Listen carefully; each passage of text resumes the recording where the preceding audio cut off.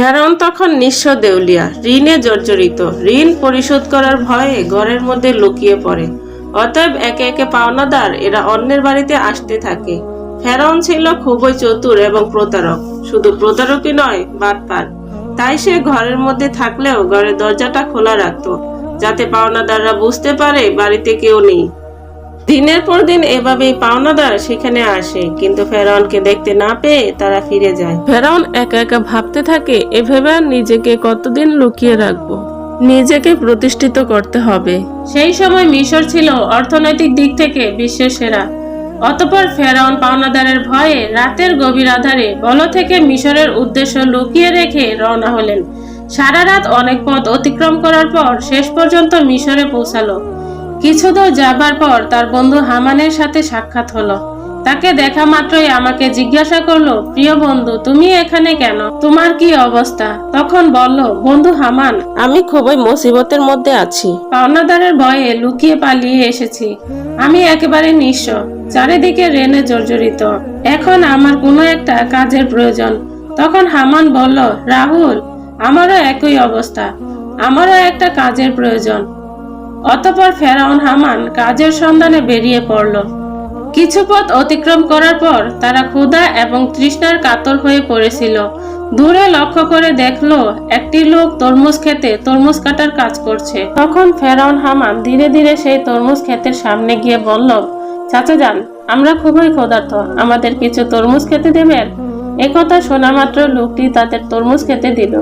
তারা পেট ভরে তরমুজ খেয়ে তৃপ্তি পেল। তারপর ওই তরমুজ ক্ষেতের মালিক তাদের জিজ্ঞাসা করলো, তোমাদের তো আগে কখনো দেখিনি, তোমরা কোথা থেকে আসছো? তখন ফেরাউন বলল, আমরা ভিনদেশী, বল থেকে আসছি কাজের জন্য। তরমুজ ক্ষেতের মালিক ভাবলো তার কাজের লোক দরকার, তাই সে তাদেরকে বলল, তোমরা কি আমার কাছে কাজ করবে?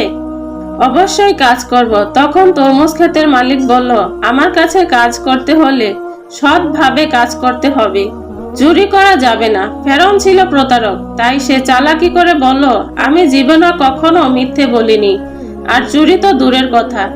বিভিন্ন চালাকি পন্থা অবলম্বন করে ফেরাউন ও তার বন্ধু আমান তরমুজ ক্ষেতের মালিকের মন জয় করে কাজে নিযুক্ত হলো। পরের দিন থেকে ফেরাউন হামান তরমুজ নিয়ে বাজারে যায়। বাজার থেকে তরমুজগুলো বেশি দামে বিক্রি করে মালিকের কাছে বেশি লাভ দেখায়। এভাবেই আরো বেশি মালিকের মন জয় করে নেয়। বেশ কিছুদিন অতিবাহিত হয়ে গেল। একদিন ফেরাউন ক্ষেতের মালিককে বলে, চাচা যান, আপনি তরমুজগুলো পিস হিসেবে আমাকে বিক্রি করুন, তাহলে আপনার আরো বেশি লাভ হবে। ক্ষেতের মালিক তার কথায় রাজি হয়ে গেল। অতঃপর পরের দিন থেকে ফেরাউন তরমুজগুলো আবারও বাজারে বিক্রি করতে নিয়ে গেল।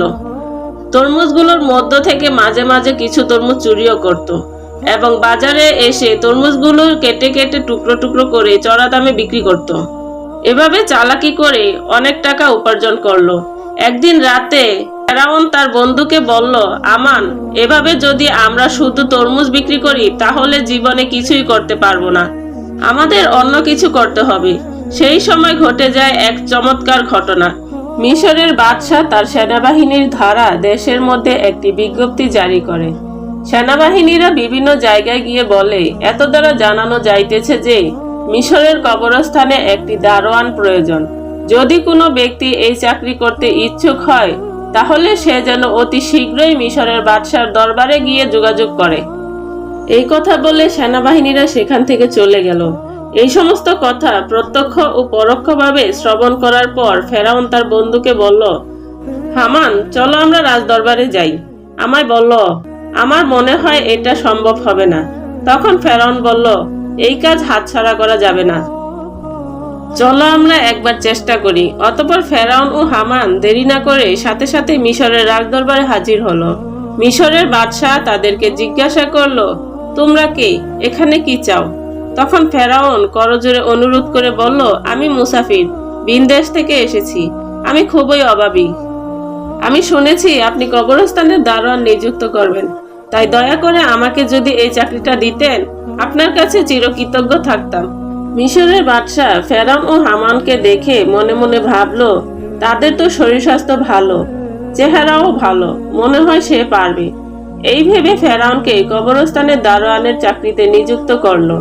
পরের দিন থেকে ফেরাউন মিশরের কবরস্থানের দারোয়ানের চাকরিতে নিযুক্ত হলো। দিনরাত ফেরাউন কবরস্থানের সামনে দাঁড়িয়ে থাকে, তার পাশে একটি ছোট্ট ঘরে। তার বন্ধু হামান ও ফেরাউন একসাথে বসবাস করে। একদিন রাতে কয়েকজন লোক একটি মৃত লাশ দাফন করতে আসলো, কিন্তু ফেরাউন তাদেরকে বাধা দিল, কবরস্থানে ঢুকতে দিল না। তখন তারা বলল, কি ব্যাপার, আপনি লাশ দাফন করতে বাধা দিচ্ছেন কেন? আসলে কেমন ছিল প্রতারক, এবং বারবার তাই চালাকি করে বলল, আপনারা কি শোনেননি মিশরের বাদশাহ নতুন আইন করেছে, মৃত লাশ দাফন করতে হলে এক স্বর্ণমুদ্রা দিতে হবে। এই লোকগুলো ফেরাউনের কথা বিশ্বাস করে নেয় এবং তাকে এক মুদ্রা দিয়ে লাশ দাফন করে। এভাবেই প্রচার হয়ে যায় যে একটি লাশ দাফন করতে হলে এক স্বর্ণমুদ্রা দিতে হবে। এভাবে ফেরাউন প্রতারণা করে অনেক টাকা উপার্জন করে। সেই সময় ঘটে যায় আজব ঘটনা। মিশরের সে সময় আল্লাহর গজব শুরু হয়। চারদিকে কলেরা বসন্ত রোগে প্রচুর মানুষ মারা যেতে থাকে। অতঃপর কিছু লোক মৃত লাশ দাফন করার জন্য কবরস্থানে আসলো। তখন ফেরাউন আরো চালাকি করে বলল, মিশরের বাদশাহ নতুন আইন করেছে, যদি কোনো ব্যক্তি কলেরা বসন্ত থেকে মারা যায় তাহলে 2 স্বর্ণমুদ্রা দিয়ে তবেই কবরস্থানে দাফন করতে পারবেন। ফেরাউন প্রতারণা করে সবার কাছ থেকে স্বর্ণমুদ্রা নিয়ে অনেক টাকা উপার্জন করলো। এভাবেই সেই বছর অতিবাহিত হয়ে গেল। এরপর ফেরাউন তার বন্ধুকে বলল, হামান, এই দেখো 2 বস্তা টাকা উপার্জন করেছি, কিন্তু এগুলো আমরা মিশরের বাদশার নিকট নিয়ে যাব। এই কথা শুনে হামান চমকে গেল। সে বলল, কারণ? তোমার কি মাথা খারাপ হয়ে গিয়েছে? যে টাকার জন্য এত কষ্ট করলে, সবার থেকে প্রতারণা করলে, আর শেষ পর্যন্ত কিনা সেই টাকাগুলো বাদশার হাতে তুলে দেবে? ফেরাউন বলল, হামান, ধৈর্য ধরো, আমার বুদ্ধি ক্রমশ প্রকাশ পাবে। তৎক্ষণাৎ দেরি না করে পরের দিন ফেরাউন ও হামান 2 বস্তা স্বর্ণমুদ্রা নিয়ে মিশরের বাদশার দরবারে হাজির হলো। মিশরের বাদশাহ তাদেরকে জিজ্ঞাসা করলো, কি ব্যাপার, তুমি বস্তা নিয়ে রাজদরবারে এসেছো কেন? তখন ফেরাউন বলল, জাহাপানা, আমি 2 বস্তা স্বর্ণমুদ্রা নিয়ে এসেছি। এই কথা শুনে বাদশার মন্ত্রী তাদেরকে ধমক দিয়ে বলল, তোমার সাহস দেখে আশ্চর্য হয়ে যাচ্ছি যে তুমি মিশরের বাদশার সামনে দাঁড়িয়ে টাকার ভয় দেখাচ্ছ। তখন মিশরের বাদশাহ বলল, এত স্বর্ণমুদ্রা তুমি কোথায় পেলে, আর এটা নিয়ে এসেছো কেন? তখন ফেরাউন বলল, যাব না, যারা মৃত লাশ দাফন করতে আসতো তাদের কাছ থেকে আমি 1 স্বর্ণমুদ্রা নিতাম। তাছাড়া এতে আমার বেতনের টাকাও আছে। আমার মূল উদ্দেশ্য হলো মিশরের গত 2 বছর যে সকল গরিব মানুষ খাজনা দিতে পারেনি তাদের পক্ষ থেকে আমি স্বর্ণের মুদ্রাগুলি আপনাকে দিলাম, আপনি তাদেরকে খাজনা মাফ করে দিন। এমন কথা শুনে সেখানে থাকা সমস্ত লোক আশ্চর্য হয়ে গেল। মিশরের বাদশাহ তার এই কর্মকাণ্ড দেখে আকর্ষিত হলো এবং তার প্রতি বিশেষ দৃষ্টি আকর্ষণ করলো। পরের দিন থেকে সারা মিশরে প্রচার হয়ে গেল যে একজন কবরস্থানের দারোয়ান মিশরের গরিব মানুষের 2 বছরের খাজনা মিটিয়ে দিয়েছে। সমস্ত মিশরের লোক বলতে লাগলো, এমন ভালো মানুষ সারা মিশরে দ্বিতীয়টি দেখা যায় না। ওই ব্যক্তি কবরস্থানের দারোয়ান না হয়ে যদি আমাদের দেশের বাদশাহ হতো তাহলে কতই না সুখী হতাম। এভাবে প্রথমে মিশরের বাদশাহ, তারপর মিশরের মানুষের মন জয় করে নিল। অতঃপর অনেক দিন পর অতিবাহিত হয়ে গেল। একদিন মিশরের বাদশাহ বার্ধক্যজনিত কারণে ইন্তেকাল করলেন। তখন চারদিকে সবাই চিন্তিত হয়ে পড়ল, কে হবে দ্বিতীয় রামেসিস মিশরের বাদশাহ। কয়েকদিন পর রাজদরবারে একটি জরুরি মিটিং এর আয়োজন করা হলো। সেখানে থাকা বিশিষ্ট জ্ঞানী ব্যক্তিদের মধ্য থেকে একজন বলল, এভাবে তো আর মিশরের বাদশার আসন খালি রাখা যাবে না। কে হবে মিশরের বাদশাহ, আপনারা সবাই আলোচনা করে বলুন। তখন সেখানে থাকা একজন বলল, হুজুর, আমাদের মনে হয় যে ছেলেটি কবরস্থানের দারোয়ান অর্থাৎ ফেরাউন, তার যেমন স্বাস্থ্য তেমন প্রখর বুদ্ধি, তাছাড়া তো খুবই ভালো জনগণের কথা ভাবে। আমাদের মনে হয় তাকে বাদশা করা উচিত। তখন সেই বিশিষ্ট জ্ঞানী ব্যক্তি বলল, ঠিক আছে, তবে তাই হোক। সবার অনুমতিতে ফেরাউন হলো মিশরের বাদশাহ। যে লোকটি একদিন তরমুজ বিক্রি করত এবং কবরস্থানের দারোয়ান ছিল, ভাগ্যের পরিবর্তনে সে হলো সমগ্র মিশরের বাদশাহ। আসলে ফেরাউন যে কত নিকৃষ্ট মানুষ ছিল তা কারো জানা ছিল না। এদিকে ফেরাউন মিশরের বাদশাহ হবার পরে আবারও বিভিন্ন চালাকি ও প্রতারণা করে তার বন্ধু হামানকে মন্ত্রী বানিয়ে দেয়। একদিন রাজদরবারে বসেছিল, তিনি হঠাৎ করে ঘোষণা করলেন, সমগ্র মিশরের গত 1 বছরের কোনো মানুষের খাজনা দিতে হবে না। এই সমস্ত খাজনা ফেরাউনের তরফ থেকে মাফ করা হবে। এই খবর পেয়ে সমগ্র বিশ্বের সাধারণ গরিব মানুষ ভীষণ খুশি হলো। অতঃপর ফেরাউন ও হামান ছাড়া যখন কেউ ছিল না, তখন হামান বলল, বন্ধু ফেরাউন, এভাবে যদি সমস্ত খাজনা মাফ করে দাও তাহলে বাদশাহী চলবে কিভাবে? ফেরাউন বলল, হামান ধৈর্য ধরো, এরপর আমি এমন বুদ্ধি করব যে সারা জীবন আমরাই হব সমগ্র বিশ্বের বাদশাহ। এমন কোনো শক্তি নেই যে আমাদেরকে হারাতে পারবে, তার জন্য বুদ্ধির প্রয়োজন। এই কথা বলে তারা দুজনে একে একে চলে গেল। পরের দিন থেকে সারা মিশরে ফেরাউনের নাম আলোচিত হতে লাগলো। এই সময় হামান ফেরাউনকে ডেকে বলল, বন্ধু ফেরাউন, তুমি যদি সারা জীবন বেঁচে থাকতে চাও তাহলে কিছু কাজ অবশ্যই প্রয়োজন। তখন ফেরাউন বলল, কি সেই কাজ? এরপর হামান একে একে সব বলে দিল। অতঃপর ফেরাউন রাজদরবারে একটি জরুরি মিটিং এর আয়োজন করলো। তখন ফেরাউন বলল, আজ থেকে সারা মিশরে কোনো শিক্ষা ব্যবস্থা থাকবে না, সমস্ত পাঠশালা বন্ধ করে দেওয়া হবে। এমন রাজকীয় ফরমান জারি করলো, মিশরের কোনো ব্যক্তি শিক্ষা নিতে এবং দিতে পারবে না। যদি কোনো ব্যক্তি যেই হোক অমান্য করে তাহলে তাকে হত্যা করা হবে। সারা মিশরে যারা ছোট ছোট পাথরের মূর্তি বানিয়ে পূজা করে সেগুলি যেন ভেঙে দিয়ে ফেরাউনের মূর্তি পূজা করে। এইভাবে অল্প দিনের মধ্যে ফেরাউনের কথায় ভীত হয়ে লেখাপড়া বন্ধ করে দেয় এবং সমগ্র মিশরের মানুষ আল্লাহর কথা ভুলে গিয়ে মূর্খ অজ্ঞাত হয়ে পড়ে। মানুষ সম্পূর্ণরূপে চতুষ্পদ জন্তুর মতো হয়ে পড়ল। এরপর ফেরাউন ব্যাপক অহংকারী হয়ে গেল।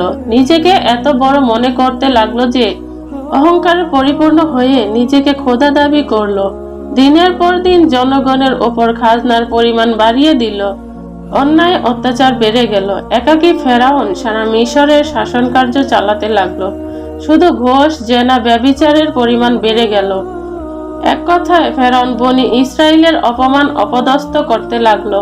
শুধুমাত্র আসিয়া ব্যতীত অন্য কেউ ফেরাউনের অপমান অপদস্থ থেকে রেহাই পেত না, কারণ আসিয়া ছিল সে যুগের সবচেয়ে সুন্দরী, গুণবতী এবং ধার্মিক নারী। সুতরাং বহু বছর পর ফেরাউন আসিয়াকে স্ত্রী রূপে বরণ করেছিল। একদা আসিয়া তার নিজ কক্ষে বসেছিলেন।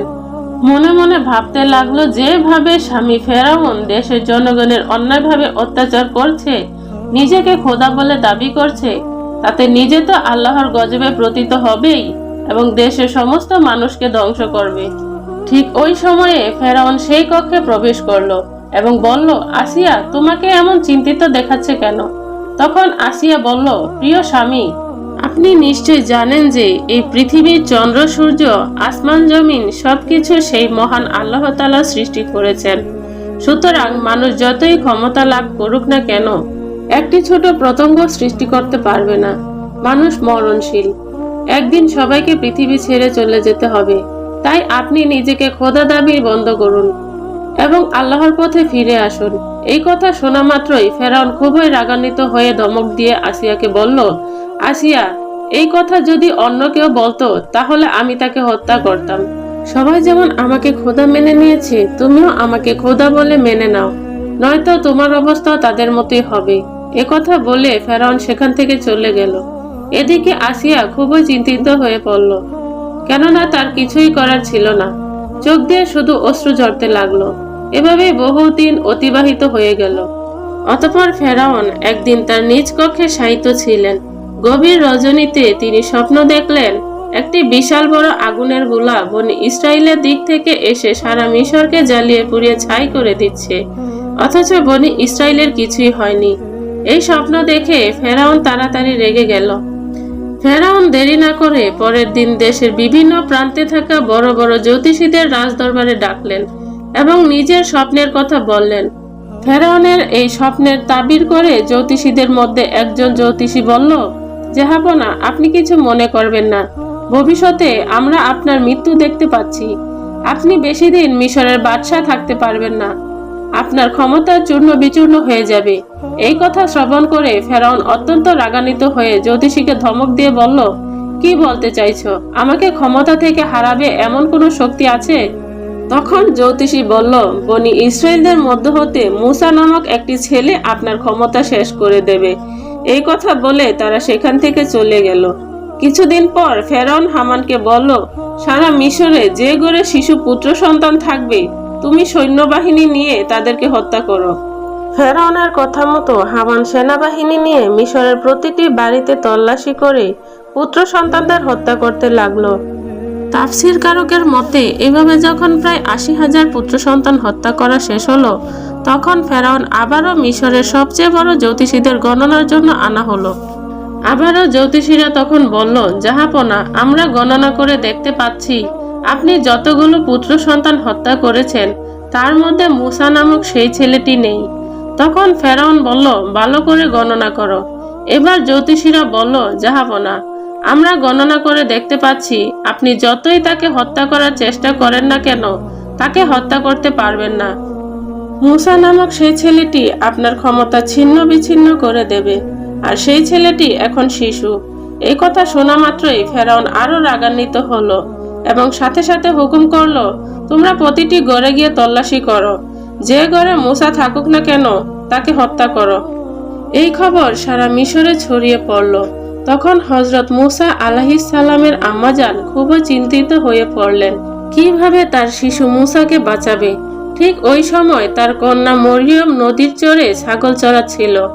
ভালো করে লক্ষ্য করে দেখলো হামান সহ ফেরাউনের অনেক সৈন্যবাহিনী তাদের বাড়ির দিকে যাচ্ছে। এটা দেখার পর মরিয়ম খুব দ্রুত তার বাড়িতে চলে আসলো এবং বলল, আম্মাজান, ফেরাউন সৈন্যবাহিনী নিয়ে আমাদের বাড়ির দিকে আসছে, আমার ভাই মুসাকে বাঁচাও তুমি। এই কথা শুনে হযরত মুসা আলাইহিস সালামের আম্মাজান একেবারে হতভম্ব হয়ে গেল। তিনি কিছুতেই বুঝতে পারছে না কি করবে। ততক্ষণে ফেরাউন ১৯ সৈন্য বাহিনী নিয়ে তাদের বাড়ি ঘিরে ফেলেছে। এমন সময় আল্লাহ রাব্বুল আলামিন গায়বী আওয়াজের মাধ্যমে বললেন, হে মুসার আম্মাজান, তুমি দেরি করো না, তোমার পুত্র মুসাকে জ্বলন্ত চুলায় রেখে দিয়ে এসো। হযরত মুসা আলাইহিস সালামের আম্মাজান আর দেরি না করে জ্বলন্ত চুলায় শিশু মুসা আলাইহিস সালামকে রেখে দিলেন। আর তখন হঠাৎ করে ফেরাউনের ১৯ সেনাবাহিনী ঘরের মধ্যে প্রবেশ করলো। তারা বলল, আমরা খবর পেয়েছি তোমার ঘরের মধ্যে মুসা নামক পুত্র সন্তান আছে, তাড়াতাড়ি আমাদের কাছে দিয়ে দাও। তখন আম্মাজান বলল, এই দেখুন, আমার তো কন্যা সন্তান, যদি আমার ঘরে মুসা থাকে তাহলে তোমরা খুঁজে বের করো। তারপর ফেরাউনের সেনাবাহিনী ঘরের এদিক ওদিক তন্ন তন্ন করে খুঁজতে লাগলো, কিন্তু কোথাও পেল না। অবশেষে সেখান থেকে তারা সবাই চলে গেল। এরপর হযরত মুসা আলাইহিস সালামের আম্মাজান কাঁদতে কাঁদতে ওই জ্বলন্ত চুলার কাছে গিয়ে দেখলো হযরত মুসা আলাইহিস সালাম বেঁচে আছে এবং ওই জ্বলন্ত আগুনের মধ্যে খেলা করছে। আল্লাহর কুদরতে হযরত মুসা আলাইহিস সালামের এর একটি পশমও আগুনে পুড়ে নাই।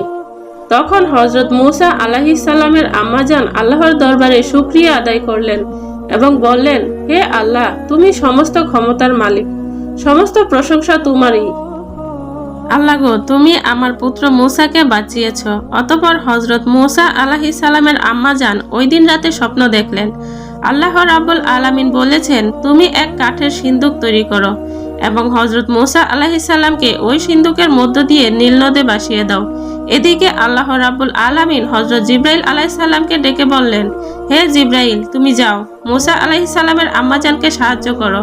এই নির্দেশ পেয়ে হযরত জিবরাইল আলাইহিস সালাম মুসা নবীর বাড়ির দিকে আসতে লাগলেন। সকালবেলা হযরত মুসা আলাইহিস সালামের আম্মাজান নিজের ঘরের সামনেই খুবই চিন্তিত অবস্থায় ছিলেন। এমন সময় দেখলেন একজন দরবেশ তার বাড়িতে এসে হাজির হলেন। তখন মুসা নবীর আম্মাজান বললেন, আপনি কে? আপনাকে তো চিনলাম না। তখন তিনি নিজের পরিচয় গোপন রেখে বললেন, আমি একজন কাঠমিস্ত্রি।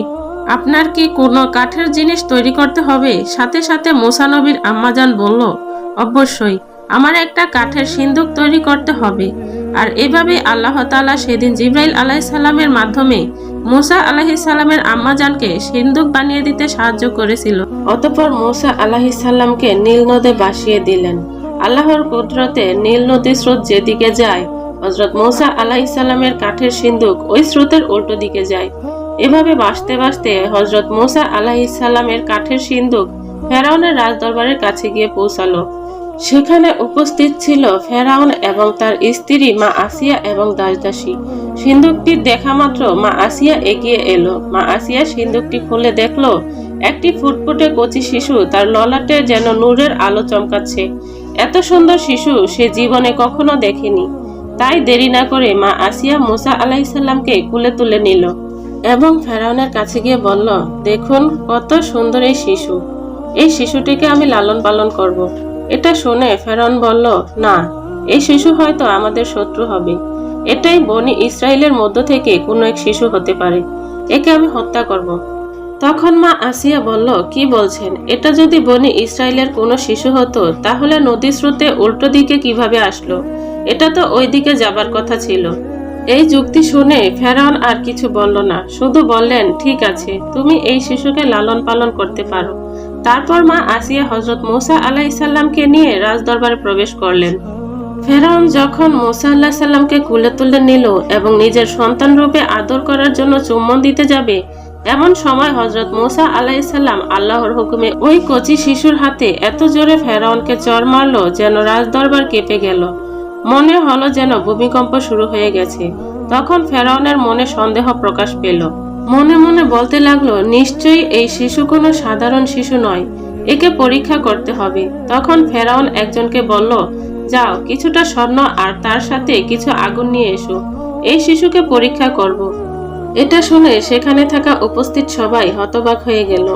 এই লোকটি যখন আগুন আর স্বর্ণ নিয়ে আসলো, ঠিক ওই সময় আল্লাহ রাব্বুল আলামিন হযরত জিবরাইল আলাইহিস সালামের মাধ্যমে হযরত মূসা আলাইহিস সালামের হাত আগুনের দিকে ঘুরিয়ে দিল, আর মূসা আলাইহিস সালাম চিৎকার করে কাঁদতে লাগলো। তখন আসিয়া বলল, আপনার মতো কঠিন হৃদয় এবং নিষ্ঠুর এই পৃথিবীতে আর কেউ নেই। এই কচি শিশু কি আগুন এবং স্বর্ণের কোনো পার্থক্য জানে? অতঃপর ফেরাউনের মনের সন্দেহ মুছে গেল। আর এইভাবে হযরত মূসা আলাইহিস সালাম ফেরাউনের বাড়িতেই বড় হতে লাগলো। প্রিয় দর্শক, আজকের ভিডিও এখানেই শেষ করলাম। আসসালামু আলাইকুম। সবাই ভালো থাকবেন।